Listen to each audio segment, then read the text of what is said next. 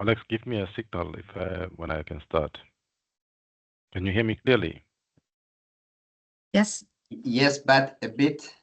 Everyone is in the room, so whenever you want to start. Okay.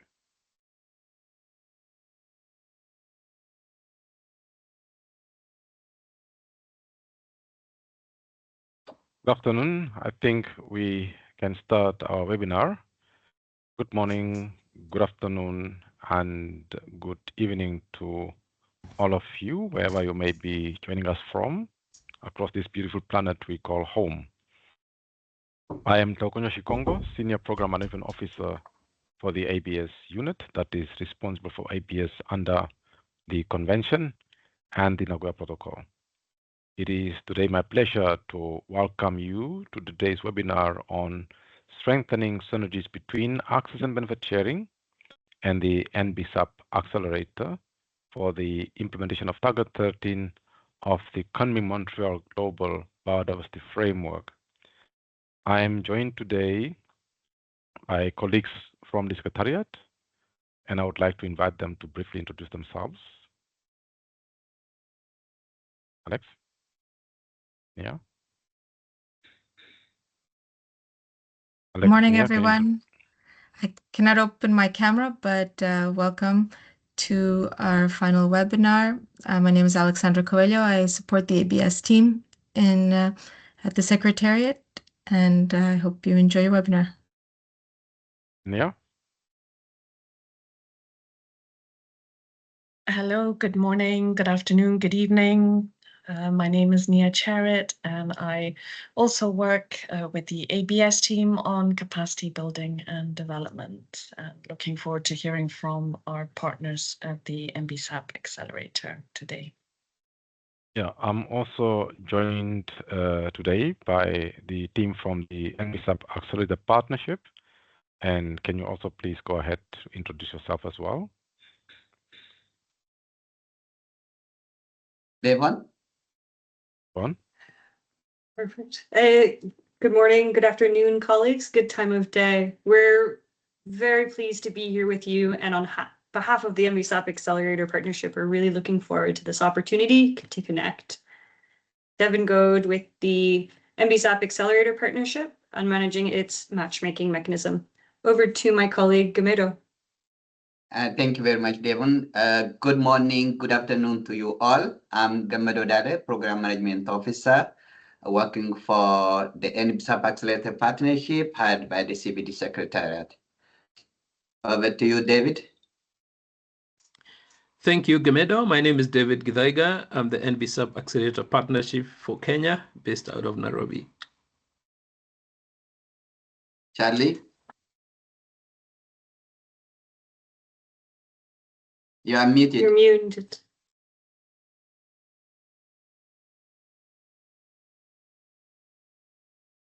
Charlie, you are muted.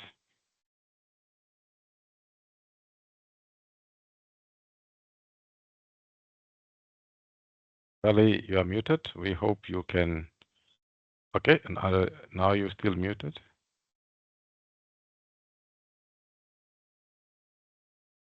It seems there may be something wrong with your settings. Anyhow, while you sort it out, let me just set the scene for today. So thank you all for accepting our invitation to this webinar, which, as we've already said, is being held in collaboration with our colleagues from the NBSAP Accelerator Partnership.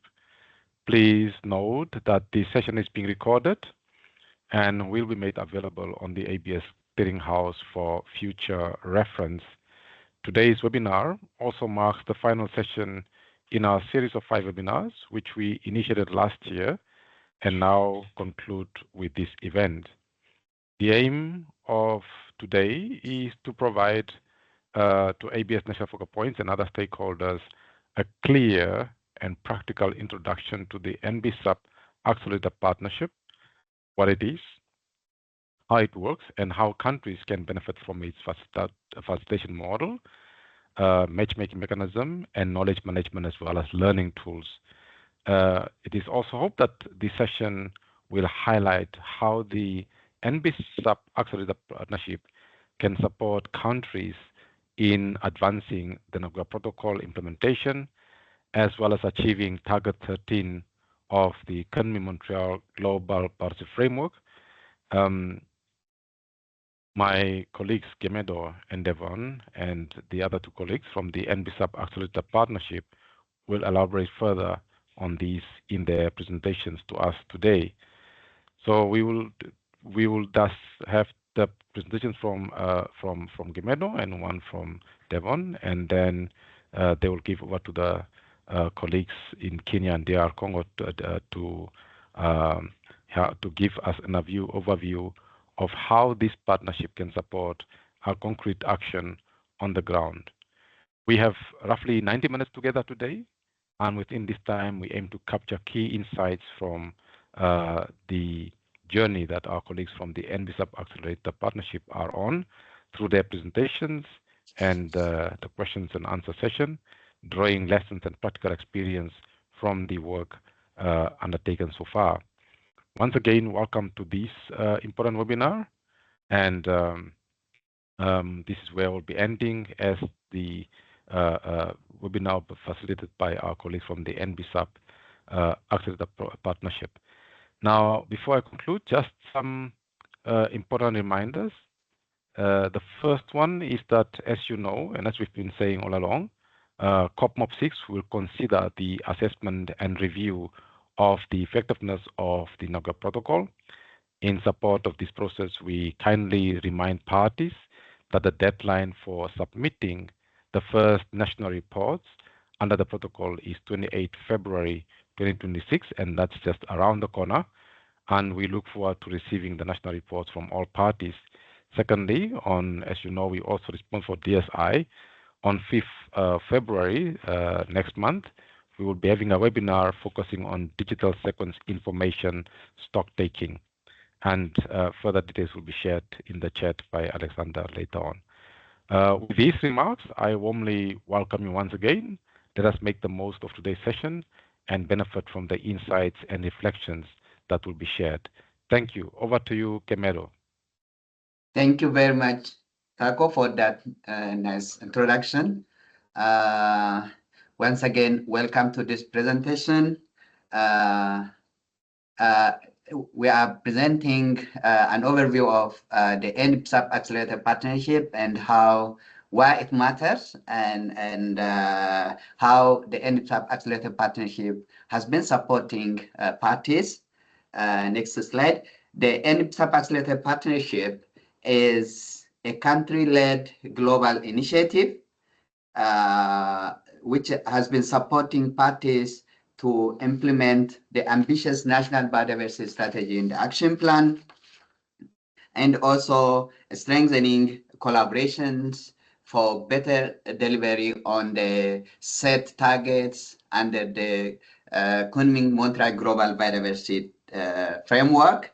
And our ultimate goal is to help our member countries to move from planning to implementation at scale, contributing to the 2050 vision of living in harmony with nature. The partnership provides a neutral coordination space, bringing together governments, institutions, donors, and non-state actors to align finance, technical support, and knowledge. As I tried to highlight, the partnership matters because many countries have been reporting based on their updating, and also they have been updating their National Biodiversity Strategy and Action Plan, and what we continue hearing and reading from different reports is implementation remains a serious challenge. And so the partnership addresses the fragmented efforts by strengthening coherence across sectors, through this very unique model of the facilitator program and also the matchmaking program, which Devon will be presenting, support countries to achieve those goals. And it supports not only across access to different available supports, but also to prioritize, sequence, and integrate biodiversity action within the broader development agenda. Next slide. Yeah, this facilitator and the NBSAP Accelerator Partnership is a country-led, as I pointed out, and it is co-chaired by Colombia and Germany and hosted by 3 UN agencies: the Convention on Biological Diversity, United Nations Development Program, United Nations Environment Program, and supported by 4 governments: the government of Germany, Norway, Canada, and France. We have projects under the development, under the Ministry of Environment, Climate Action, in the Nature Conservation and Nuclear Safety of Germany. We have IKI project, and again, the GIZ project supported by Norway, and secondment from France. All are, and also other projects from Canada. All are the supports we have been getting from these 4 countries. Next slide. Yeah. Now, yeah, in terms of it is sorry, back to the previous. Yeah. In terms of this governance structure, again, the NBSAP Accelerator Partnership followed this model, which balances political leadership, technical rigor, and partnership engagement. Next. Yeah, the partnership followed a deliberate phased approach. The political intent was announced in December 2022, and then there is inception phase, the design phase, the building phase, phase 1, and now we are in expansion phase, and those phases are clearly indicating our development trajectory.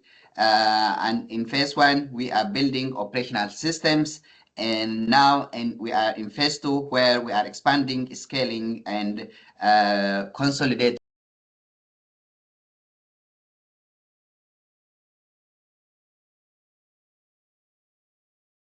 like resource mobilization strategy, business model, and it also coordination mechanisms.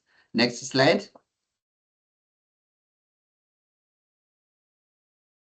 Yeah, in terms of membership, as you can see from this screen, we have diverse membership, nearly 100 members, 59 countries all over the world, and 11 institutions, again, from different regional groups, and also non-state actors.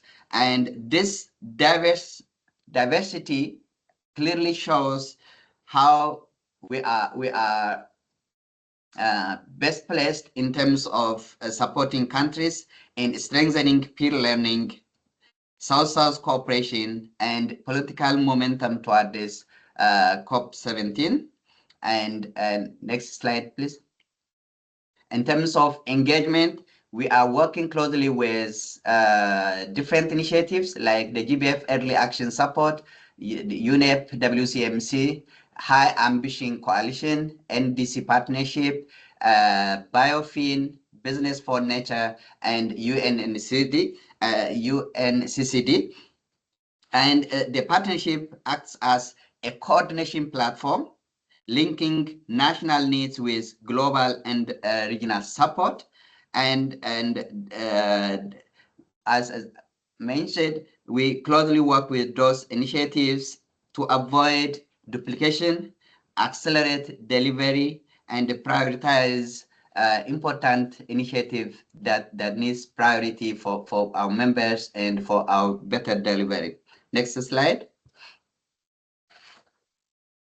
The other program we have, the facilitator program.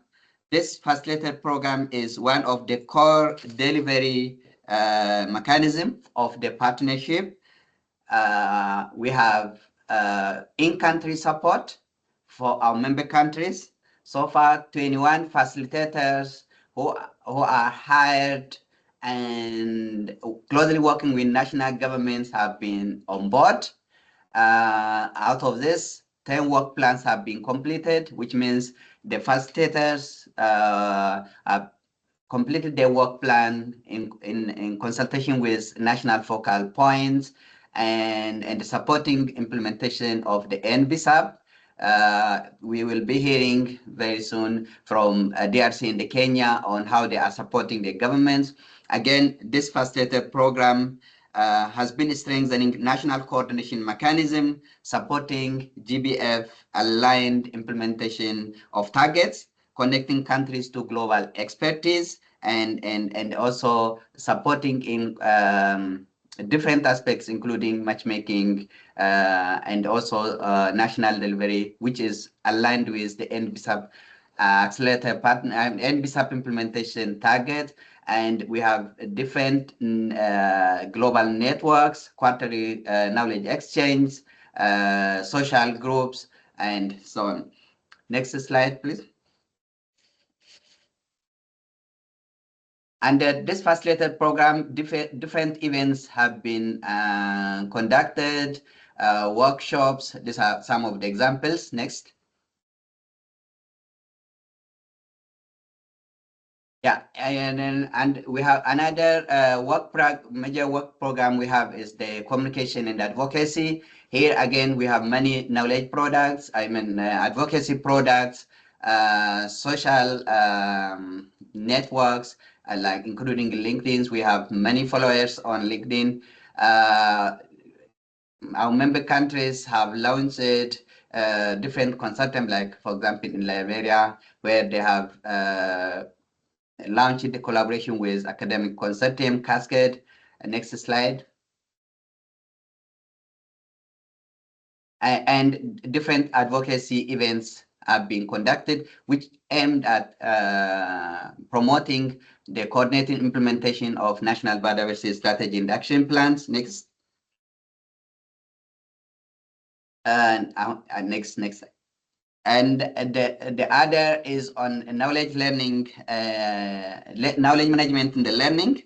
The partnership prioritizes knowledge exchange and the learning, including publication of knowledge products such as flagship publication, policy briefs, case studies, which support implementation of the NBSAP, hands-on guidance to member countries, and also the global facilitated exchange, South-South collaboration for peer learning. For example, one practical example here used under the GIZ supported project, there was South-South cooperation that deepened understanding of institutional arrangements.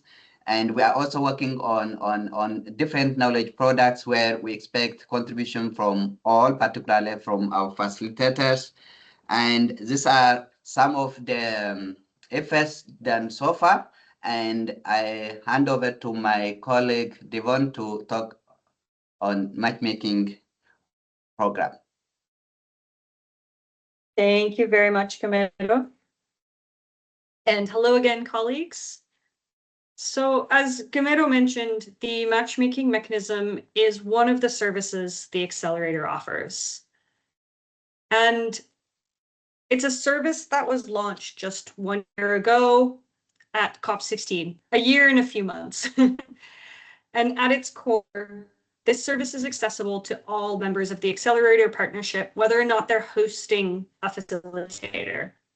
The primary function of the matchmaking mechanism is as follows. The goal is to centralize country needs for NBSAP implementation in an open, accessible, and transparent way. And you'll remember Gamero mentioned at the beginning, through the accelerator's research and through academic assessments, capacity needs assessments that we've conducted, the gap or the biggest challenge being implementation access to technical support, and access to resources as some of the core threads we're seeing again and again across the literature. And this service seeks to address that need. So the matchmaking mechanism is not a funding mechanism, but instead it is a neutral coordination platform that brings together, and as I mentioned, centralizes these country needs and priorities, and it creates structured opportunities for alignment of technical partners, alignment of international cooperation, and for financing. The underlying theory of change behind this matchmaking mechanism is that through centralization of needs and priorities, we can decentralize delivery, which means reducing the transaction costs, improving coordination, increasing the efficiency of international cooperation, of technical assistance, and of financing for NBSAP implementation, ultimately avoiding duplication and strengthening alignment. So what you see on the screen in front of me is a quick summary of the last year. So we received 62 requests for support from governments. 35 countries are using this service across our membership. 31 requests for support are fully supported.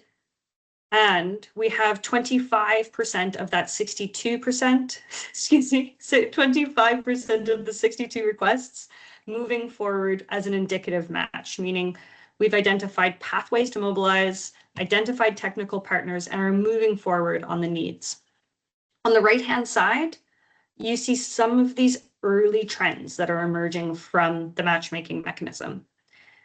Countries submit these, what we call requests for support, which are a communication tool around their needs. And this centralization also allows the ability to analyze trends, distill information, and create an overview of the trends and needs and delivery processes. So we're seeing close to half of all requests centering around target 14, a quarter focusing on target 1, spatial planning, about 10% on target 22, participation, access to justice and information, 6% on target 2 and restoration. And we have a number of requests centering around target 13.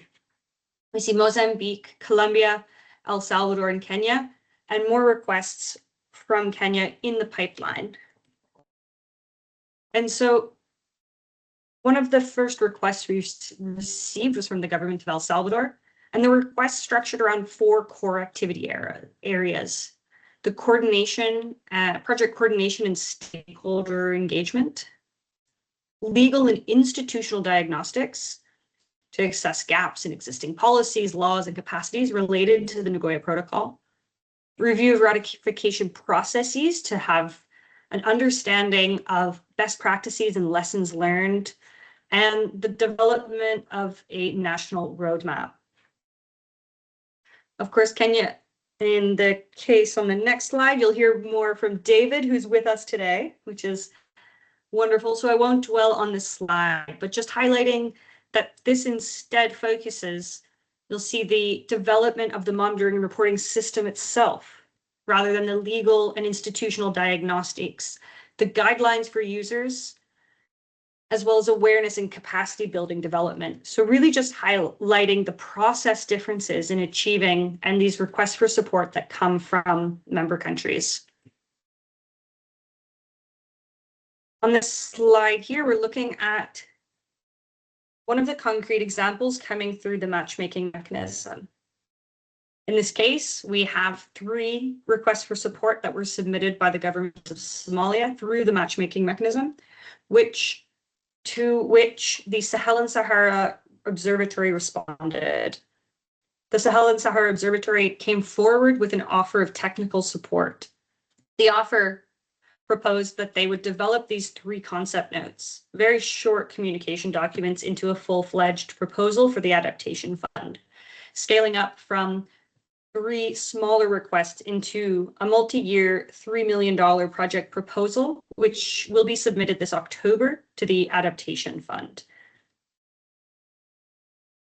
And go. On this slide, just clarifying how the matchmaking mechanism, one of these services the accelerator offers its member countries, how it adds value. So we mentioned that countries submit requests for support. They're centralized in an open and transparent system, which identifies these common trends across GBF targets, geographically, thematically. But most importantly, it's the enabling of bundling. So what we're seeing just after 1 year is trends emerging across OECMs, across digital systems and monitoring, across protected area and spatial planning. Through these trends, so when multiple similar requests are coming through, there's an opportunity to reduce the transaction cost, bundle the requests, and improve the alignment. And, oh, sugar. There we go.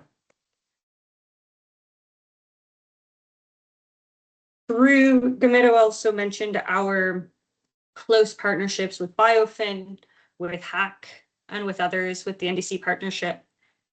What some of these partnerships enable us to do is track and keep strong oversight of available mechanisms where, like the case of Somalia and the Saharan Sahara Observatory, partners were able to take these country needs and channel them into multi-million-dollar project proposals. And through this partnership that Gamero mentioned with Biofin, we're able to keep oversight on potential opportunities for partners to move forward.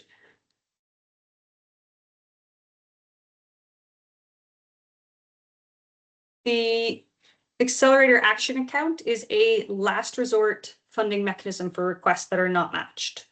So once a member country submits a request that is not matched after 2 distribution rounds, the request becomes eligible for submission to the AAA, which sits at the Multi-Partner Trust Fund Office in New York. There are, in terms of the fund structure itself, the Accelerator Action Account is a technical assistance fund, and these requests, or the requests that are considered for this mechanism, are actually smaller in scale and duration than many of the vertical funds that countries have access to, or technical partners, I guess, have access to. And thus, it is a last resort mechanism to deliver on those requests that are not matched. In terms of operationalizing the AAA, we recently, the Secretariat, the board of the AAA recently endorsed the operations manuals, and it's in the process it's now operational. So we're very much looking forward to moving forward on those first requests that are not matched. My colleague Gamero also mentioned briefly the GIZ project in one of his introductory slides. Co-funded by the governments of Germany and Norway, this project, under the NBSAP Accelerator Partnership, is delivered and implemented by GIZ, operating in 8 countries, delivering technical support to strengthen GBF implementation through NBSAP's IPLC participation and access to global knowledge networks. This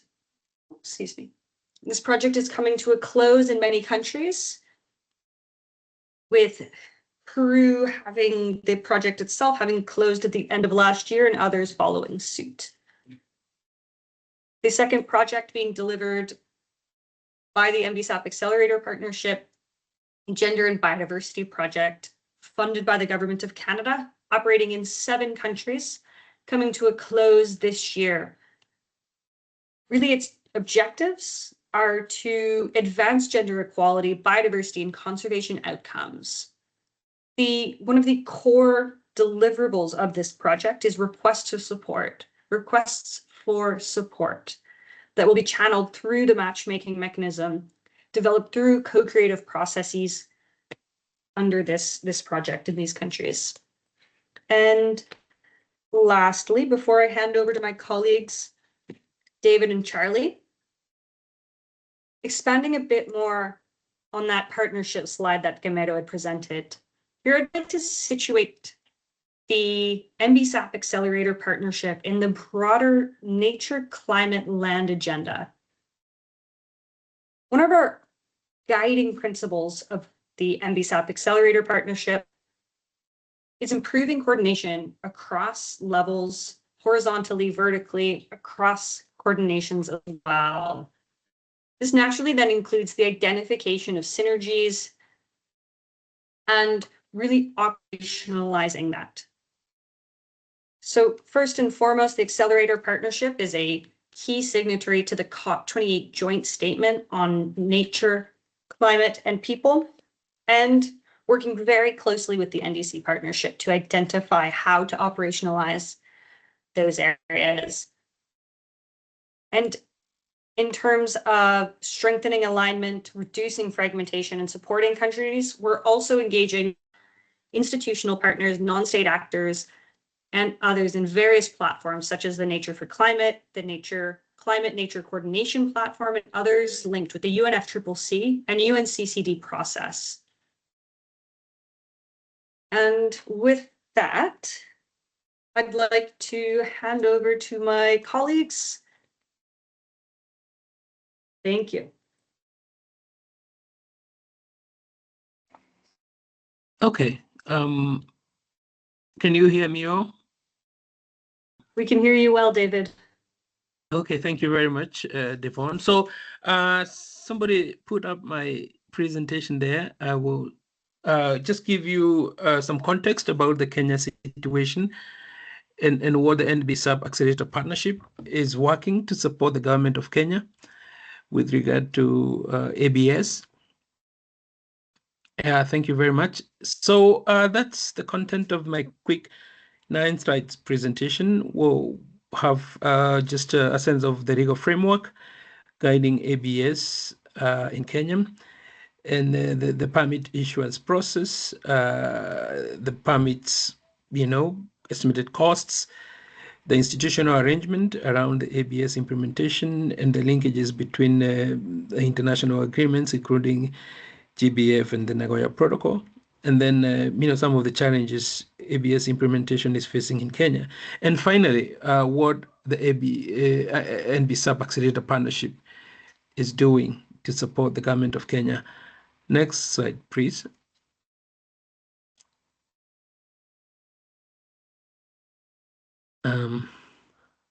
Next slide.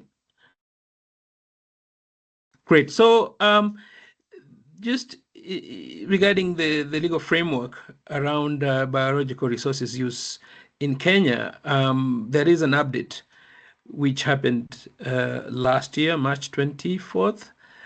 And, the updates, the way Kenya does its thing is through gazettement, through legal notice, the numbers you can see there.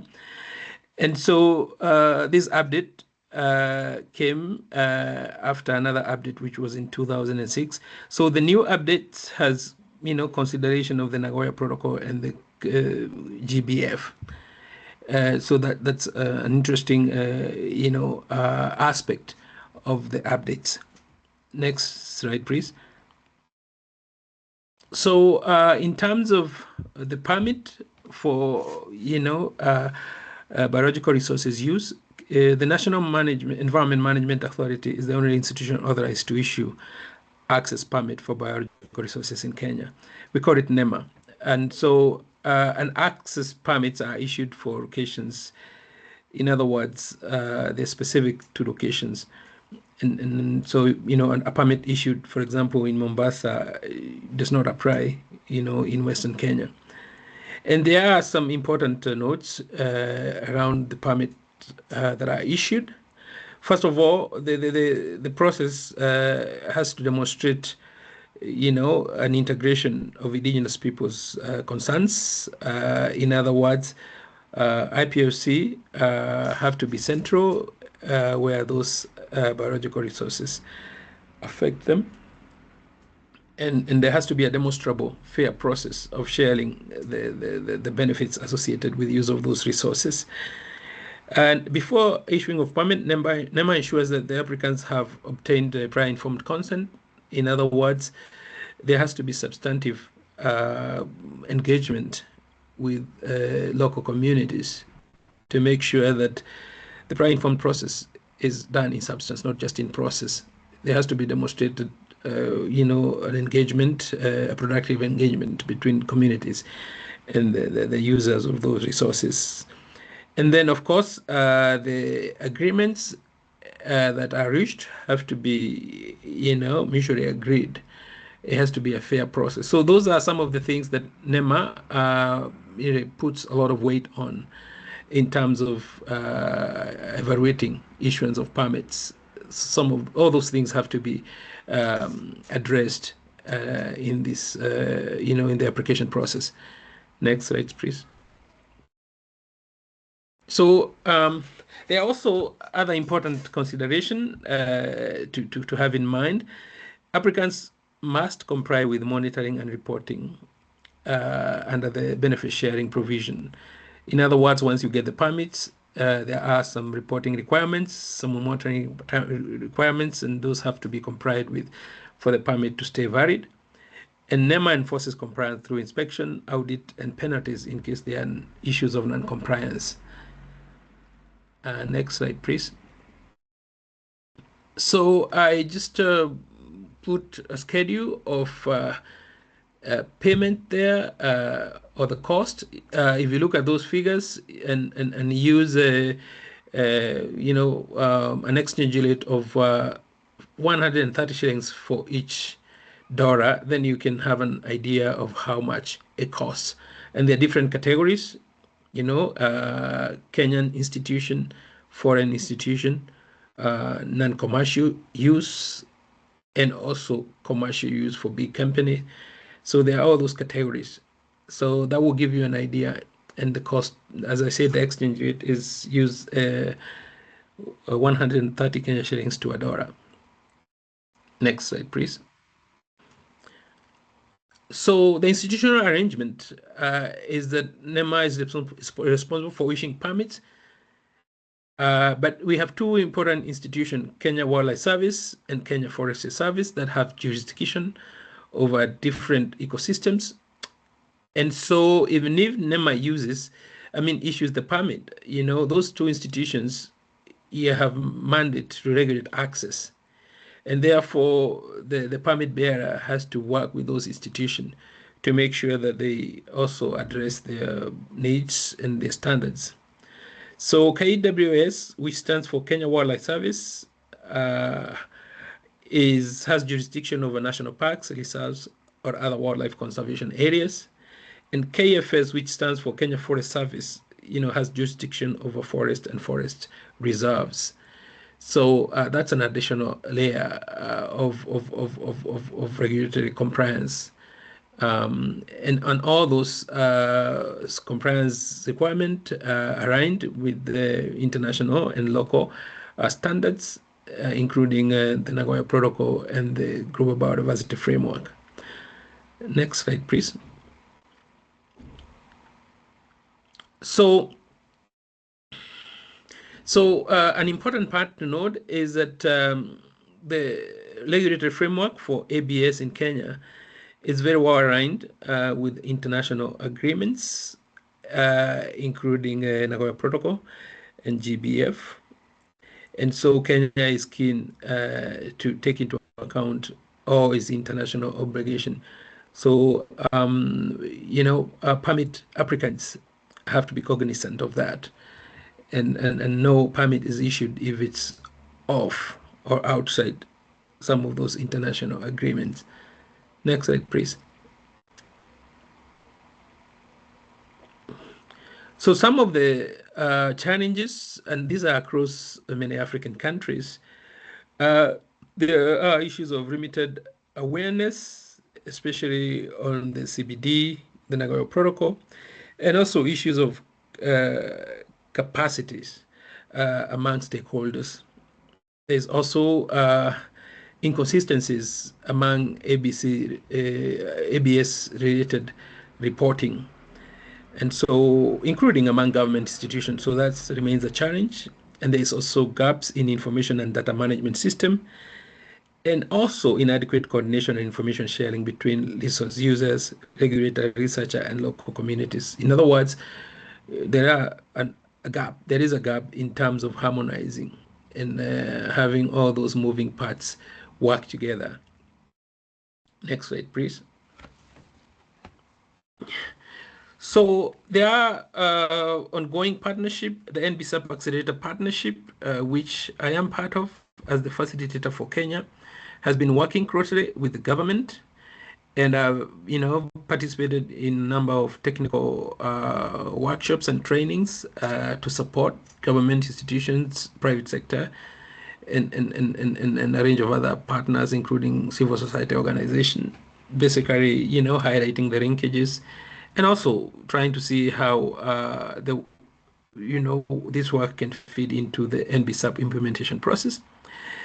And so we have a concept that we have submitted through the NBSAP Accelerator Partnership matchmaking process, which basically is looking to address some of those challenges mentioned in my previous slide, to strengthen,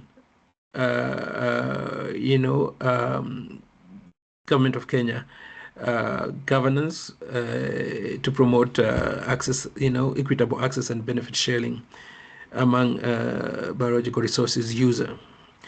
And funding will go a long way if secured through this request to strengthen, to ensure transparency and fairness among users and providers of biological resources.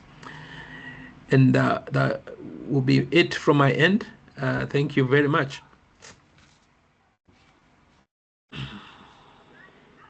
Thank you, Charlie. Yes.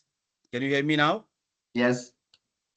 Thank you so much. Because for the presentation, for introduce myself, I encounter a little problem of with my network. Thank you so much. I'm Charlie from DRC, based in Kinshasa, and I'm at the DRC NBSAP AP facilitator. Can you see my slide? Yes, we do. Yeah. First of all, I want just to wrap up around the DRC Nagoya Protocol implementation, but the first of all is that the signing date, it was on 2011, and the ratification from Parliament was in 2016. And this Nagoya Protocol is really integrated in the national law. Here in DRC, the biggest one is law number 14, which what can I say, wrap a lot of many provisions regarding biodiversity conservation. And the ABS is what can I say, the principle of the ABS is the sanction of that law I mentioned before, law 14. And here, the institutional framework and the progress in ABS in DRC, we have, first of all, the National Competent Authority set up with the Ministry of Environment and the Sustainable Development. This body is supposed to oversee everything related to ABS here in DRC. At the same time, we can see it's true that the DRC have willing to achieve that Nagoya Protocol, but it's not easy. They have like a national ABS focal point embedded in the Environment Ministry. But for the partner, you can find like a Congolese Institution for Nature Conservation, ICCN, and you can find those richest institutions. And for the progress of achievement, as I told before, there is a legal framework related to law 14, and there is an awareness, raising awareness that to kind of process and the practical implementation. I used to talk with the national focal point, who used to update me about what was did in the past and what they are planning to do or what they are doing currently. And the importance of this is that the DRC, the second country in Africa to ratify or to develop the law regarding local community and indigenous people rights. So this category of stakeholders are really involved in the institutional framework regarding ABS in DRC. And if we can, once we start our position like supporting, as you know, NBSAP is a country-led initiative, so supporting the government to reach his commitment regarding CBD, we try to do an analysis and see how we can support them better regarding that topic. And the first one was the interministerial coordination, because most of time we can work on on some topic, but there is no coordination. So we try to set up like a committee, NBSAP, NBSAP, DRC NBSAP committee task force, which can reducing the governance conflicts and put everybody together to handle that problem regarding biodiversity conservation. And regarding the private sector, as you know, that private sector can mobilize a lot of money, and they should take into account the biodiversity crisis. Like here in DRC, mining sector is one of the biggest one who has a huge and negative impact on biodiversity.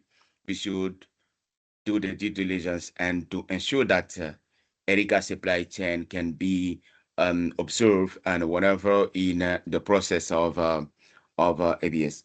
And the community benefit right, as I told you, that DRC, the second country to ratify or to have a law like protecting local community and indigenous people, it should be that the local community and the indigenous people should be empowered to understand what is about ABS in DRC. We can find that information exchange regarding platform for transparency, exchange from the information flows from what can I say, underground to the top and from the top to the underground. Then everybody can have the same level and push it ahead. And we can see that the protocol of compliance aligned with international obligation of DRC, CBD, NDC, and NAPS one. There is, as I told you, the regulatory text, finalizing implementation legal framework, because there is a lot of things that the DRC Palma should take into account when calling for the accountability of the government regarding a kind of topic. So for the, sorry, let me move a bit.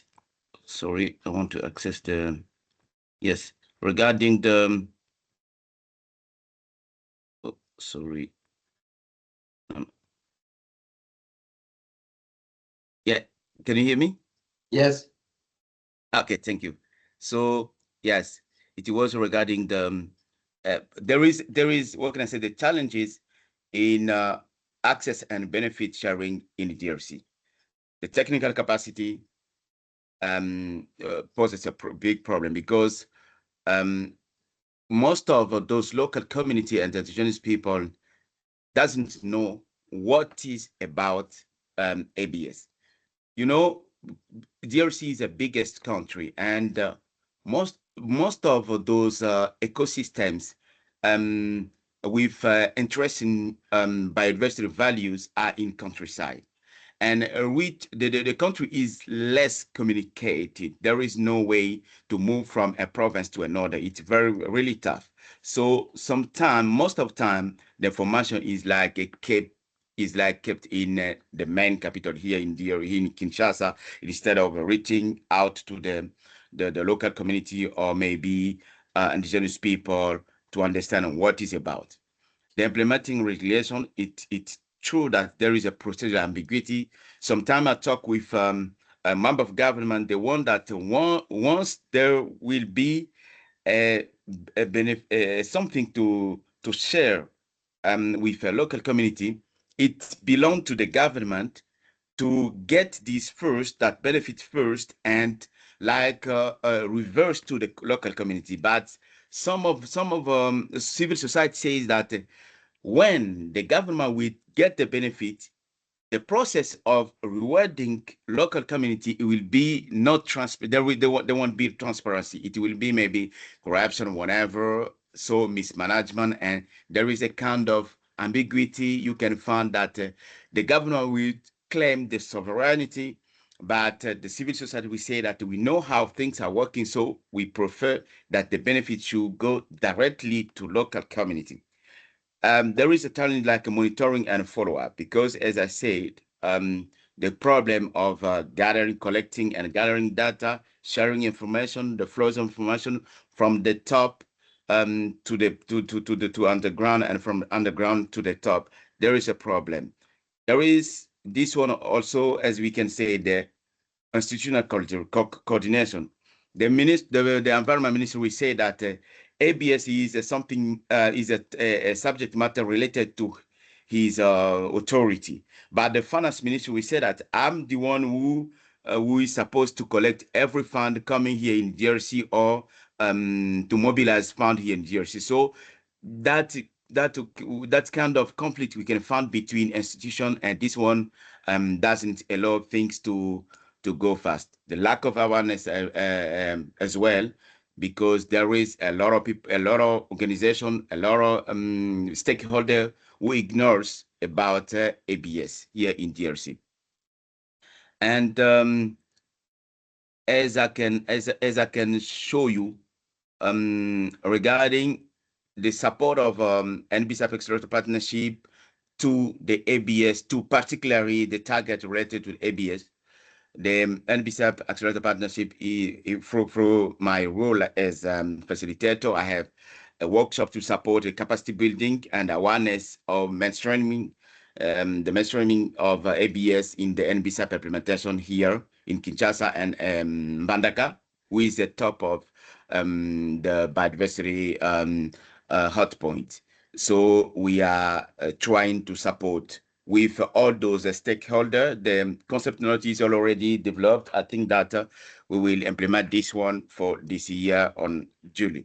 So the kind of way we use through that workshop, it will be to raise awareness and at the same time build capacity of stakeholders by, as you can see, prioritize the number of local community and indigenous people to attend a kind of workshop. Because if there is an awareness come from base to the top, I think that it will be better, instead of letting the information be understood only from the top, and those who are living very close to the ecosystem and has the role like protecting them doesn't understand what really about.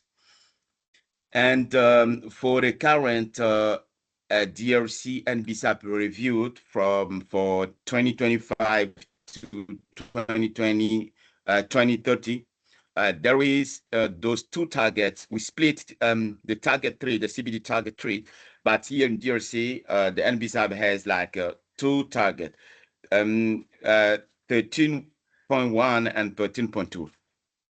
This, I'm sorry, it's in French, but I can let you know. This aim to what can I say, to support and the equitable and benefits sharing between population, chiefly the local community and indigenous people.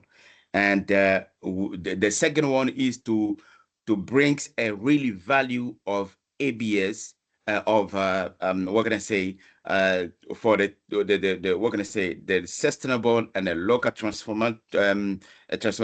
channel value of every biology. What can I say?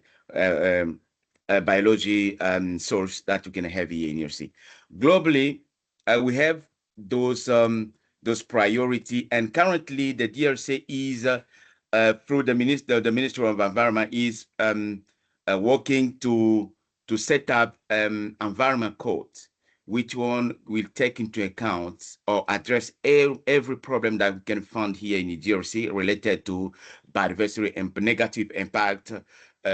Most of time with businesses or maybe sometime with those bad decisions if the political or the leader take a wrong decision impacting nature or biodiversity. And as you know, we used to sensitize and through different workshops on maybe meeting capacity, technical meeting, how DRC should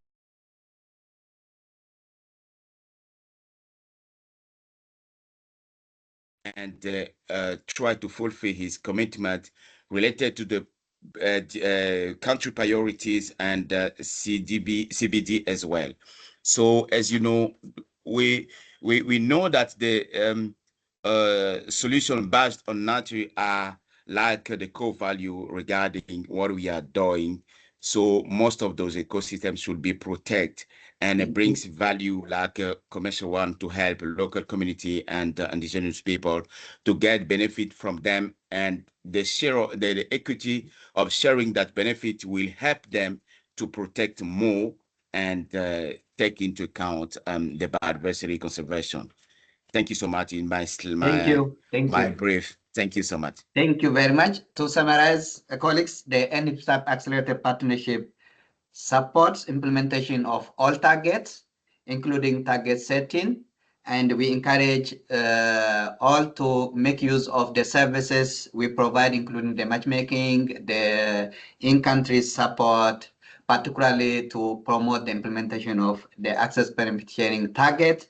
And in this context, again, we need to improve the coordination mechanism for all targets, and also to have political buy-in. That's critical, because if the higher officials did not on the targets and implementation modalities, we go nowhere. For example, the example being mentioned on the fund collection and financial resource collection, I can mention one practical example from Ethiopia where there is a dedicated fund for ABS, coordinated and led by a steering committee outside the Ministry of Finance. That could be one example.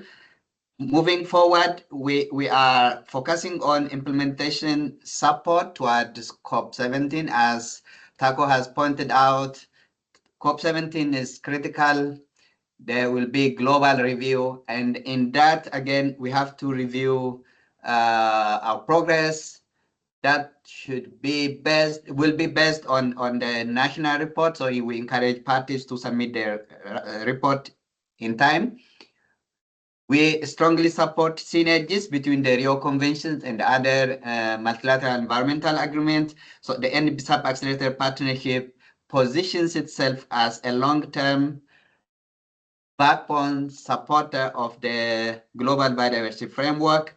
With those few points, I hand over to Taco for question session. Taco. Thank you, Gemero. Do we have any questions to the panelists?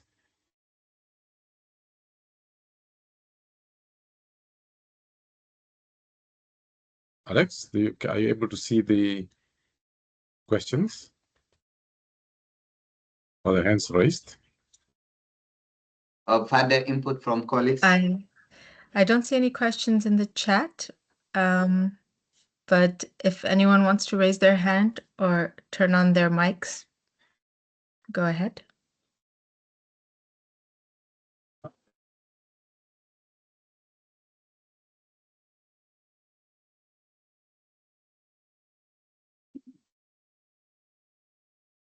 Okay. There's a question from Claudia Price. She would like to know, how is the accelerator program connected to the Cali Fund mechanism?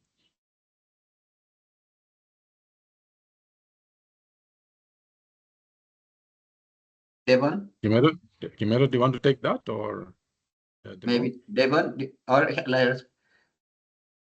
the NBSAP Accelerator Partnership closely work with the Cali Fund, as the Cali Fund itself is hosted in the CBD Secretariat here in Montreal.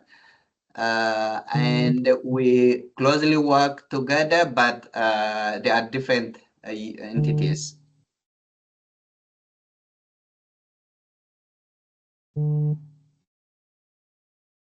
Devon, you want to add? Thank you. No, absolutely what Guimero just mentioned. So the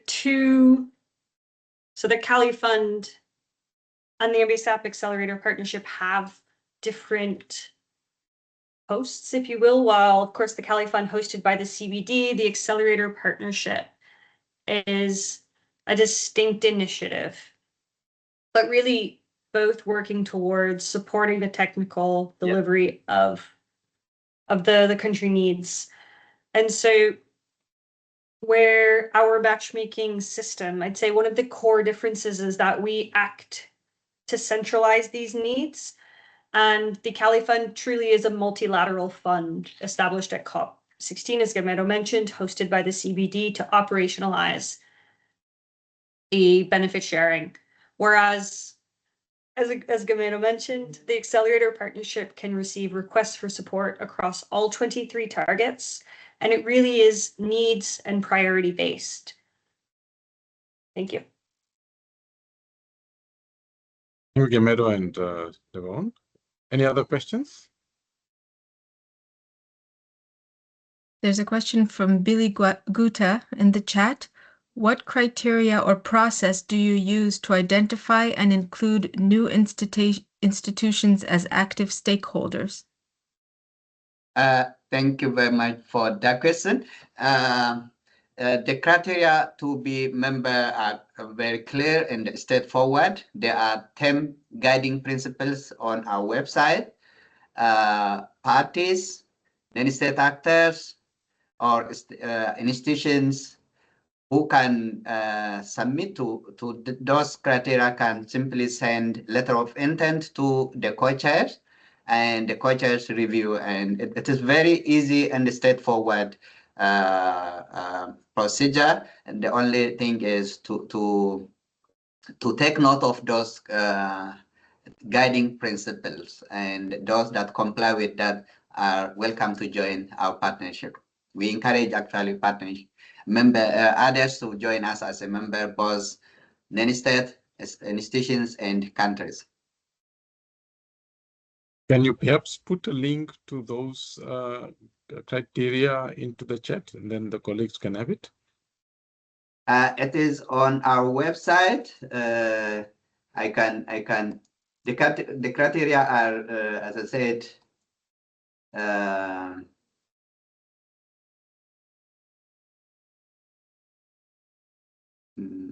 while the link is being posted, any other questions? I'm posting the list. I've just pasted in the chat, Guimero. Thank you. Thank you, Devon. Any other questions for clarity? Like the criteria are promoting higher ambition, support country-led processes, promote transformational change for nature, empower country leadership, enhance efficiency, flexibility, and effectiveness, improve coordination, facilitate learning and knowledge exchange, support country processes, and align biodiversity, climate, biodiversity action, and respect human rights and promote gender parity. Those are very important and straightforward requirements. As a related question, Claudia asks, could you share prioritization criteria for NBSAP investments in respective countries, for example, 30 by 30 gaps, etc.? I think this has to go to matchmaking, concept note selection criteria, Devon.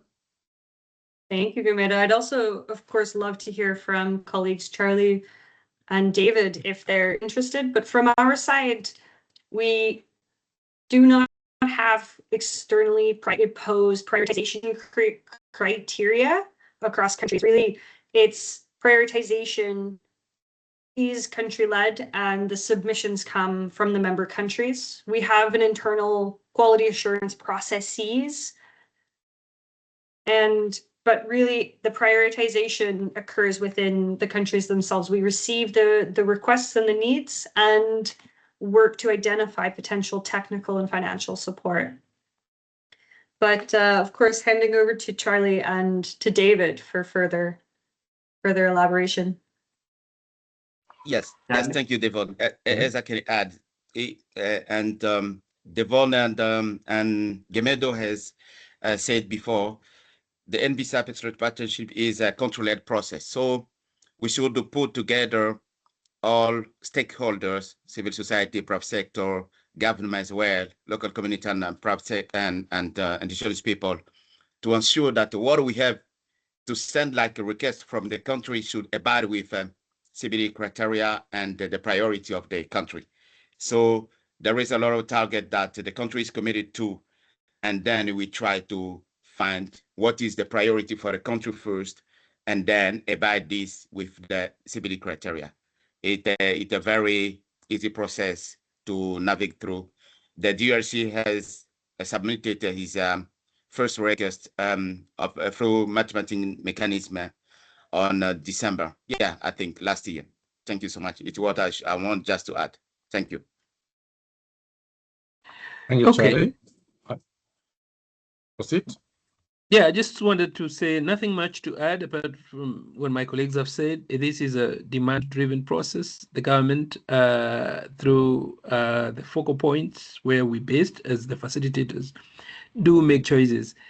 And as you can imagine, every time in our day-to-day work, interacting with government, private sector, academia, and all the institutions that are involved in the NBSAP implementation process, there are multiple needs, requests out there, but we as the facilitators only represent those requests that have been endorsed. For example, in my case, by the Minister of Environment, Climate Change and Forestry, particularly the Directorate of Multilateral Environment Agreement, where CBD is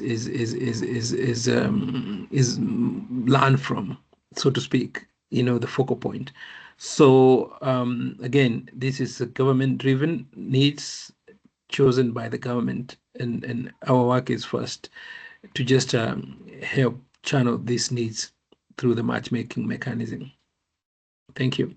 Yeah, I guess then as you said, it's you've got the NBSAP that has to be implemented. The target setting is at national level by the different governments, and therefore they will determine the priorities that they will need for matchmaking and for implementation, looking at national priorities. Alex, there was a question, I think, on IPLCs. Can you read that one? Sure. There's a question from Ileana. Oh, it just bounced down. Can Indigenous organizations send applications directly to the NBSAP Accelerator Partnership, or must they always send them through the Ministry of Environment? So I've just put in the chat a quick response, but so requests for support are submitted from the Ministry of Environment or its designated focal point, but we strongly encourage the whole of society and whole of government approach. And in practice, what we see is that the designated focal point often soon becomes someone outside of that primary focal point in the Ministry of Environment once support has been identified. So this does mean we see requests for support from a number of countries that have been co-developed by IPLCs or youth groups, women's organizations, and other stakeholders to shape those requests in collaboration. Thank you, Devon. There is another question. Yeah. Or you want to add, Gemedo? Building on that, we don't need bureaucratic approach. I mean, we want to minimize the bureaucratic appeals. But again, the next question is also in line with that. Yes, we have to duplicate, avoid duplications, and to avoid that duplication, better coordination within the countries is critical. That's why we encourage improved coordination mechanism at country level. And by the way, member countries who want to submit their requests should consult our colleagues and seek support in that line so that we can avoid any duplication. For example, if a given project is submitted somewhere and again submitted to NBSAP Accelerator Partnership through matchmaking, that we have seen that signal, and we do not encourage such approach. We need to have impact. To have impact, coordination and avoiding duplication is critical.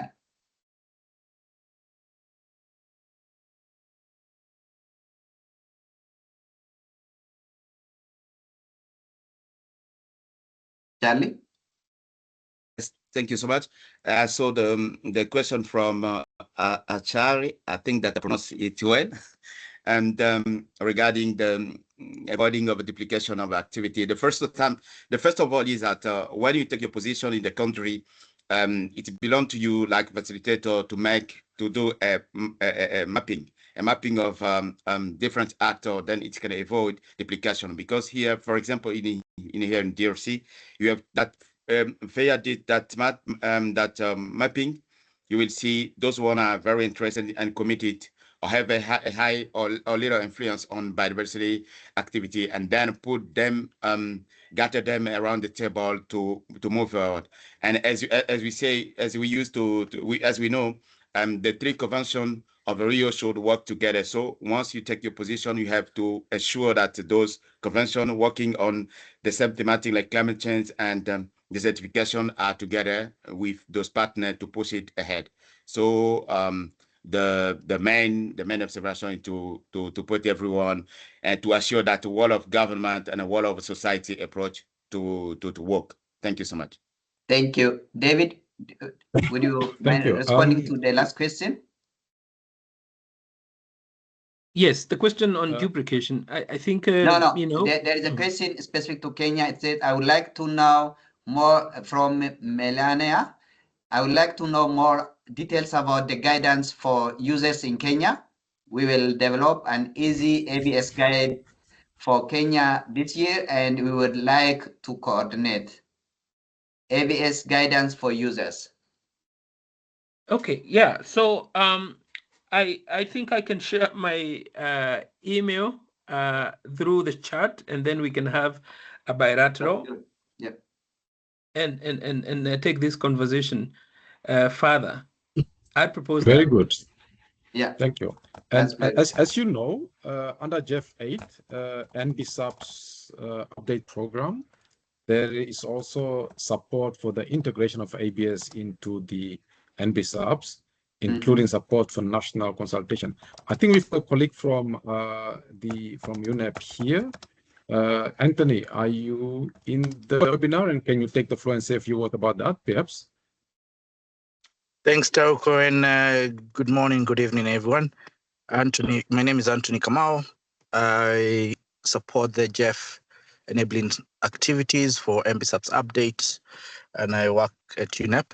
So under in the context of this discussion, so just flagging that under the JEF 8, countries also have access financial support to do national consultations, especially in regards to integrating ABS into their NBSAP's updates. So that is important to highlight.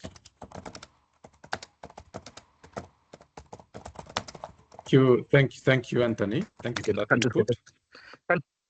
Thank you. Okay.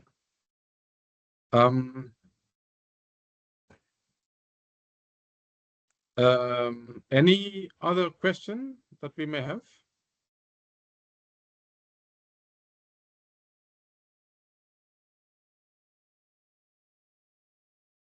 Anything else in the chat, perhaps? There's no additional questions at the moment. Quevedo, anything from your side? Thank you very much. We are okay. We would like to strengthen our working relationship with your unit and also the entire community in the CVD, including different organizations, and they look forward to closely working toward the effective implementation of the global biodiversity framework and its targets. Devon, if couldn't have said it better, Gamedo. I couldn't agree more. We're really, please don't hesitate to reach out.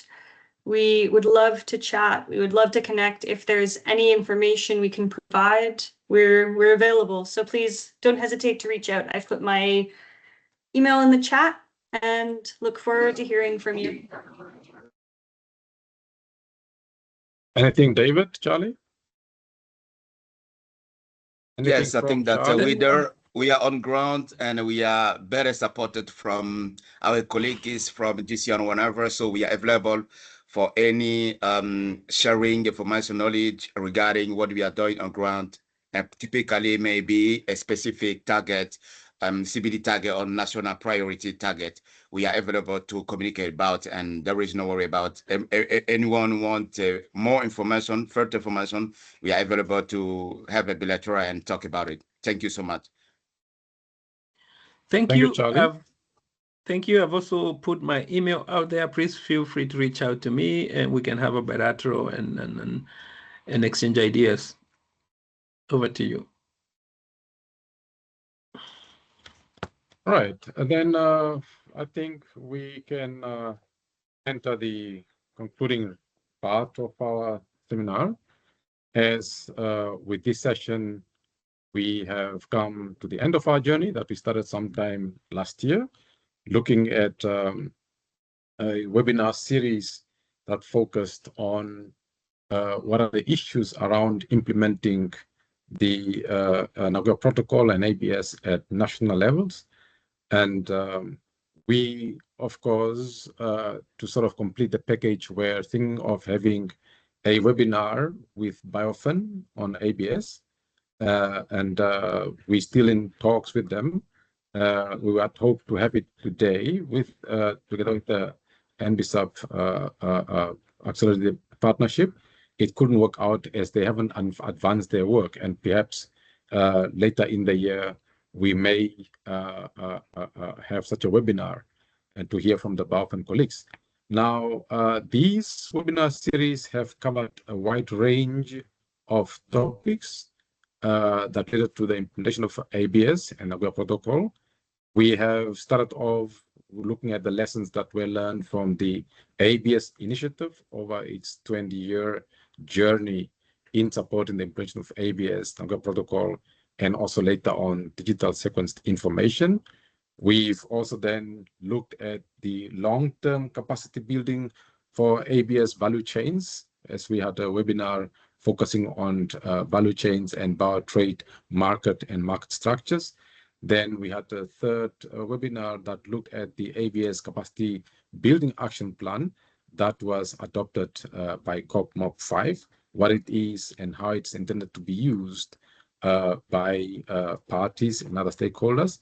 Then we had a webinar series that looked at financing biotrade and bio prospecting, and as well as, again, within the context of ABS implementation.